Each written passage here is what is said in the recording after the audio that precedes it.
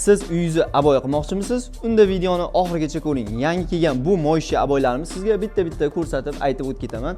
Bu Venesianka fakturali aboyni siz mehmonxonalarga va boshqa joylarga o'rnatishingiz mumkin. Albatta, ramkalar ichiga ham hozir juda ham ommalashgan yopishtirish. Xo'p, xuddi shu aboyimizni boshqacha rangidan ko'rsataman. Bu ham moyshi aboy, rangi jicha boshqacharoq, zarlari to'kilib tushmaydi.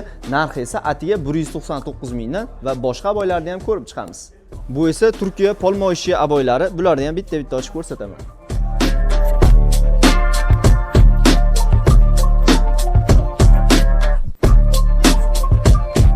Rossiyaning moyshi aboylari, buni yotoqxonalarga bemalol yopishtirsangiz bo'ladi.